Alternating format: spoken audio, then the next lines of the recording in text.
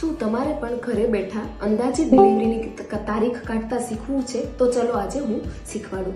જે પેશન્ટને માસિક રેગ્યુલર હોય એટલે કે દર મહિને માસિક આવતું હોય એવા પેશન્ટને છેલ્લે જ્યારે માસિક ચાલુ થયું હોય એ તારીખમાં 9 મહિના અને 7 દિવસ ઉમેરવાથી જે તારીખ મળે છે તેને અંદાજિત ડિલિવરીની તારીખ કહેવામાં આવે છે. જેમ કે કોઈ પેશન્ટને ત્રીજા મહિનાની પહેલી તારીખે માસિક આવેલ છે 2025ની, તો ત્રીજા મહિનામાં 9 મહિના ઉમેરવાથી 12 અને પહેલી તારીખમાં 7 દિવસ ઉમેરવાથી 8 તારીખ એટલે કે 8/12/2025 આ તારીખ અંદાજિત ડિલિવરીની તારીખ હોઈ શકે છે. અને જે પેશન્ટને છેલ્લે માસિકની તારીખ યાદ ના હોય અથવા તો માસિક ઇરેગ્યુલર હોય તો એવા પેશન્ટને સોનોગ્રાફી વડે પણ અંદાજિત ડિલિવરીની તારીખ જાણી શકાય છે.